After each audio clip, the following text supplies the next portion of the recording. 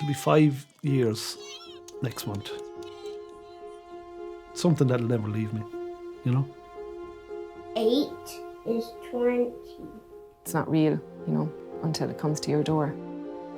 You know, life just changes in the flick of a switch. You can see the slide down. That's the heartbreaking thing about it. To lose a child is, in my view, the hardest thing that any parent will ever have to do. Every year, 400 families get the devastating news that their child has got a life-limiting illness. We got that news in 1998 with Cliona. These families are actually in a crisis, because we know what that crisis is. Cleona's foundation came along and just helped us when we really needed it. We want to be able to help them all, if they require our help, and a lot of them do.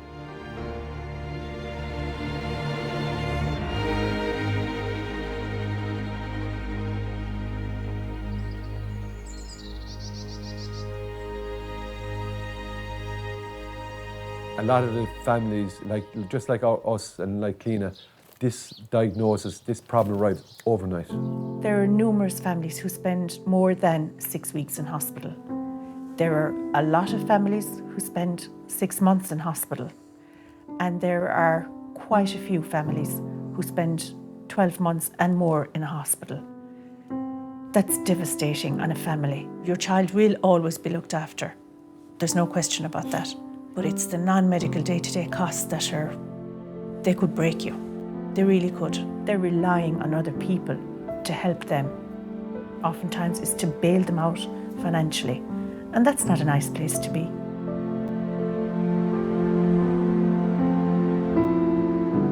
It's being able to afford to drive a car from Limerick to Dublin and do that on a regular basis.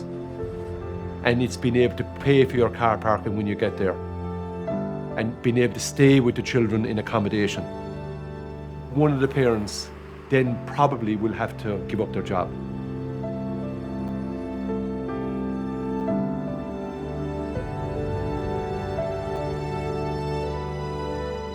So what we do at Cliona's Foundation is we take away and we alleviate that problem from them as best as we can, as best as we can.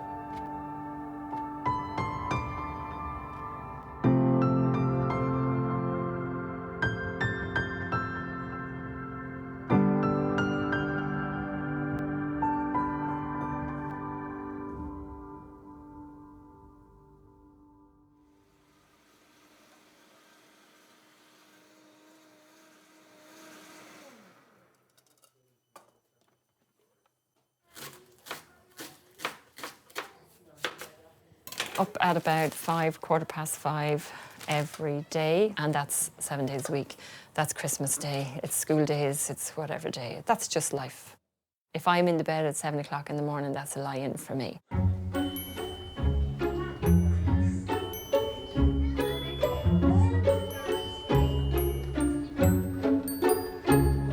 I am mom to Shona, Tom and Lily Boyle. All 3 of them have a chromosome disorder called T1421. So they all have, I suppose, developmental delay. They have a physical disability, they have an intellectual disability. A number of years ago, let's just say, my marriage broke up and I met Patrick. The first time I met Rita, I have to say it was her smile that just drew me to her. I had friends, close friends of mine, that were saying to me, do you know what you're taking on? 3 kids with disabilities.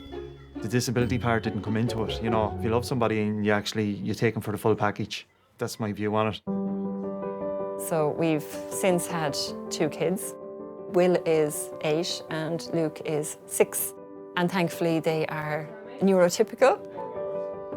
The dynamic in the house with 5. So you have Tom, who's very placid. Shona likes to go around and help and be the boss. Lily likes to be the more development in the house, completely the better, you know, it's great crack. And then you have the two boys who are typical mad chaps. They are so good with Cliona, Tom and Lily.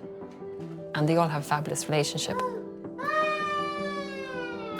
It's tough to get time away together. Even myself and Rita, like, you know, to be honest with you, I don't know when the last time we actually were away together. I've nursed 7 nights a week, and I have nursed during the day. And then I also have 2 care staff. You know, some people might think, oh, sure, you have a nurse going in, have the day off. It doesn't work like that. It's more like a mini hospital here, to be honest with you, or a mini residential unit, whereas everybody is working, and I'm working as well. I'm part of the team. Busy, busy house. There's no quiet moment. And if there is a quiet moment, you're waiting for something to happen or go wrong as such. There's a routine, and if you follow it, you're fairly okay. You're not meant to get attached to them, but, you know, you're in the door however long and you can't not become attached to the kids. I had Cliona quite young. I was 23 when I had Cliona. In your eyes, your child is perfect. You just don't see it, I suppose. She was about 3, I'd say, maybe 2, 3 kind of thing. You could really see it then when the speech didn't develop and the floppiness and everything like that. Then I became pregnant with Tom, and we were told it's probably a 10% chance of it happening because I was healthy and their dad was healthy, and we were young. Tom was about 3 when we got word that this is what they had, it's an unbalanced translocation of 14 and 21. Then we went for testing as well, so I was the carrier. But it was such a rare diagnosis. To this day, we haven't actually come across with anyone who actually has the same exact translocation. You ready for the bumps again? Lily is kind of defying medical science at the minute and has been doing it for the last couple of years. For the amount of medical issues that she has and the severity of her medical issues, she actually should be sitting there or lying in her bed. Cliona has a very serious cardiac condition as well. She would need multiple surgeries and she wouldn't be able to cope with those. So from a cardiac point of view, she is a life-limiting case. Cliona Boyle, give me that arm. Ready? Up. You want to stay in your coat? You can see the slide down kind of thing. That's the heartbreaking thing about it. You know, that it's just, you can see the slide and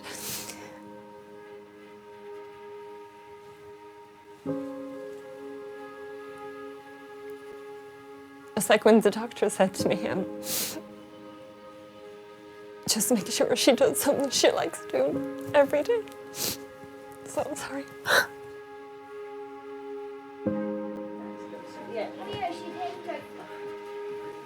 Am I doing yours? Now that I found the cream.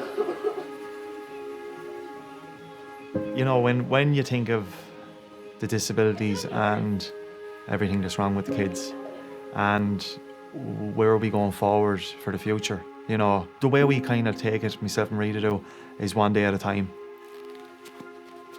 You could sit in a corner and you could cry. And some days you do that.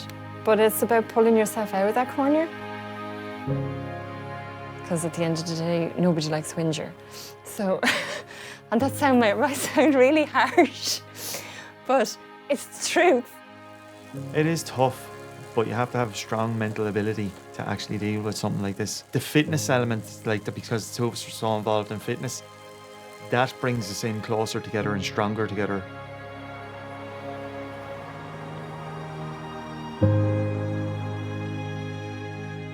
Did I ever in my life think I was going to get excited about a generator? Absolutely not. When you've got air mattresses on 3 kids and if there's no electricity going to them, they're beeping and they deflate and children are left lying on metal bars. You've got to decide, okay, well, what child is getting the BiPAP tonight or what child is getting the mattress tonight, because I can only actually provide enough power for one. Oh, when the check came through the door, I was delighted. It's kind of like winning the lotto, really. The realisation came in, this can go towards the cost of the generator. Cliona's foundation really is a lifeline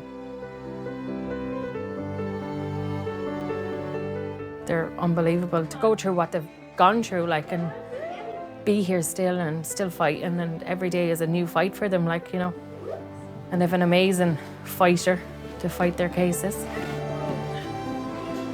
She's a superwoman. She just doesn't have the cape. I honestly don't know any other person around like her. If someone said to me, like, would you go back 10 years and the first day you met Rita, would you change it? No, not for the world. They have enough in their life and they have to go through enough in their life. Yes, they have all their issues and everything, but they're happy. If you're not happy in yourself, you don't have anything really, so that's the way I look at it.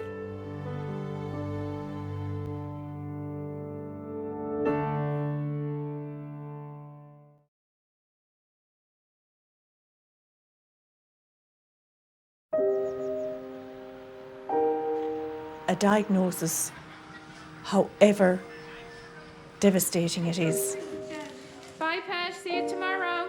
will have a knock-on effect on every family.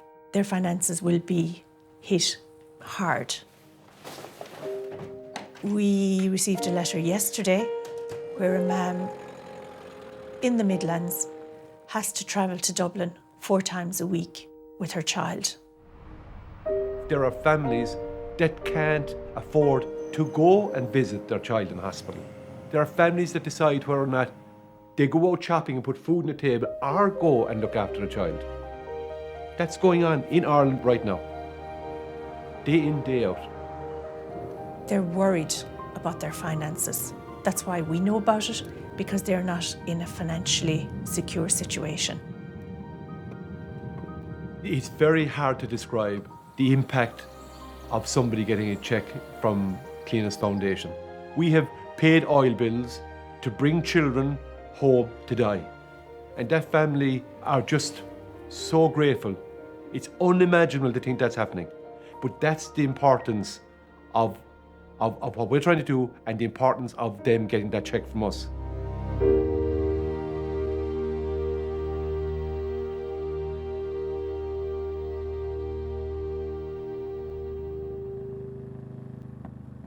I've been driving motorbikes since I'm young. It's freedom. While you're riding, you've no worries. You're just riding and that's it.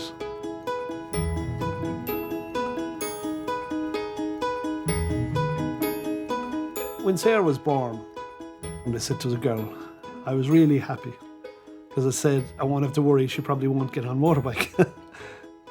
Having said that now, if she hadn't been ill, she probably would have got on a motorbike because she was a bit of a rebel, I think, you know, she had that kind of spirit in her. She was wild.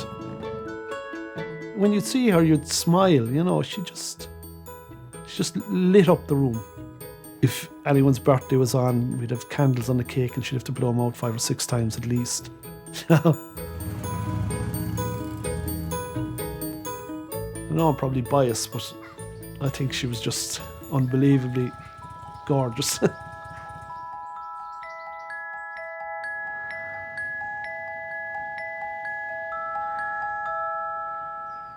Without Sarah, it's just hard. But at least when I go out on a bike, I don't be thinking as much, you know. That's what I need, you know. That's what people need. You need something probably to distract you, you know. Jimmy was born in 2005 and, you know, everything was perfect. You know, for a short spell, we just had the perfect family and just so happy until Sarah got sick. We say she was very slow to walk, you know, and when she did start walking, she started falling a lot, you know. She was very unbalanced. We knew she was behind, but we thought she'd just kind of get going in her own time. One day then, she was particularly ill, and Mary said, there's something not right here, you know, there's something not right. So we brought her into the A&E and got her admitted, and while inside then she started getting seizures. And that was the start of our journey. months and months later, probably, she was diagnosed with Alpers. And that they told us she had a year, if we were lucky.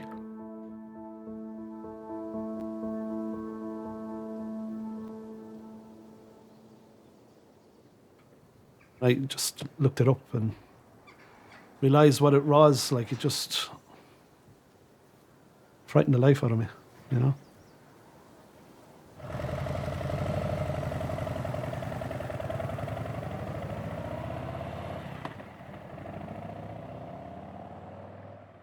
When you find out about this first, you kind of,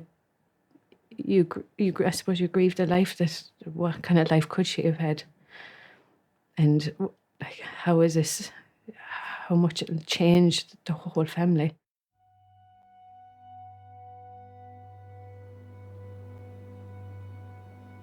I mean, with great support with family and friends, just unbelievable. But like, once we closed that door every night, it was me, Mary, Jimmy and Sarah.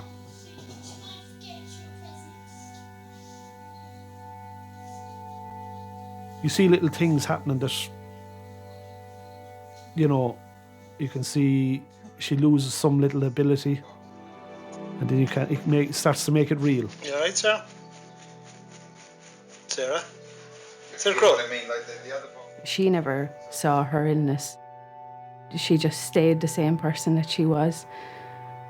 She still loved her music and singing, and she'd still try her best to dance and play. Dear?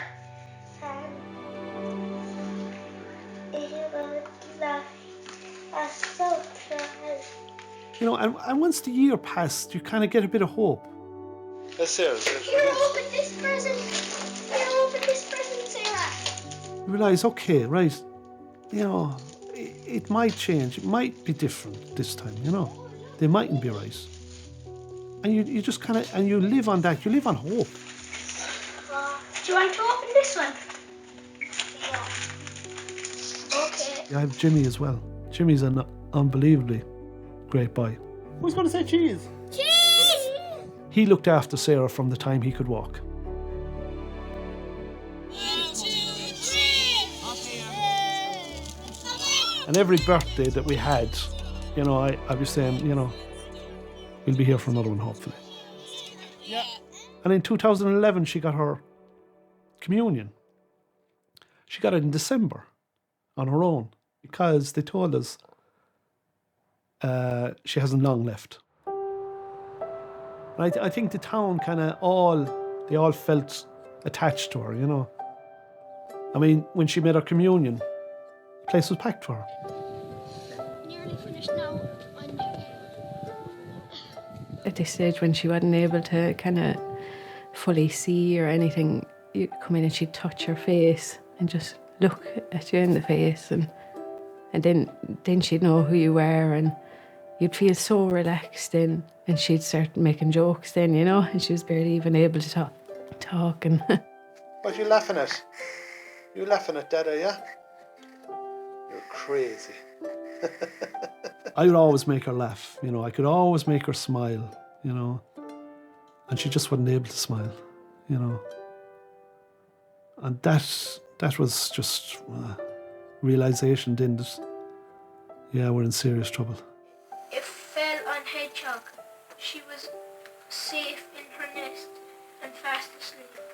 The end. She'd always say, give me a kiss and a hug, and I'd give her a kiss and a hug. And she'd always say, just one more kiss. One more hug.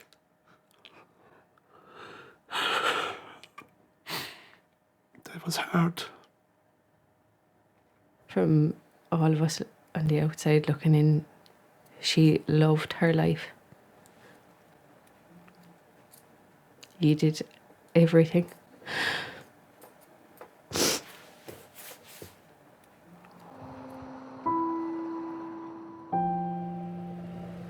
Cliona's Foundation. It's amazing what they do. I'm friends with Brendan and Terry now. They're just brilliant people. And they went through, like, they lost Cliona, you know. They lost their own daughter, and they know what it's like. Hi, Brendan. You well? David Crowe, amazing guy. I've gotten to know him quite well. We never knew this family, we just connected with them. I suppose, and I hope David would mind me saying, we all kind of knew that maybe Sarah wouldn't survive her illness. And that bond, because we had lost Cliona as well, it's very strong. Like, I'd take time off work. Mary was off work when Sarah got sick first, and up and down to Dublin, and you know, the small things, like, you know, you're spinning all the time, and that's why we're here. I can talk to my friends about Sarah and when she was alive and her condition, but the fact that they weren't going through it, you have that bond with someone else that is in a similar situation. I appreciate being able to ring you and say, because you need to be able to talk to someone who has gone through what you've gone through. Don't get me wrong, Dave. You're doing that too for families. You're doing that for me. It's not all one way. Like, yeah, I know. Do you know what I mean? Yeah. Because we have the charity in Cliona's name, I'm not here going, everything is fantastic. Yeah, it's not. It's not, yeah. I feel all those same things. Yeah. Absolutely.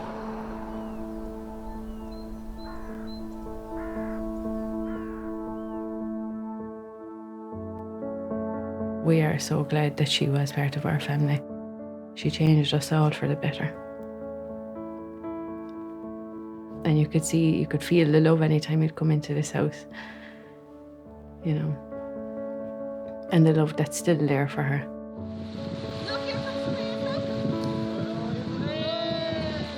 When I researching about Alpers, like, you know, they were kind of saying a lot of kids don't go beyond 10.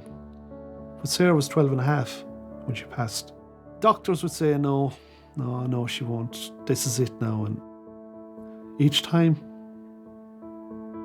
she pulled through. It'll be 5 years next month, you know, in March. You know, and it's just still something that'll never leave me, you know. Always someone missing, you know. And that'll always be there. That'll never leave.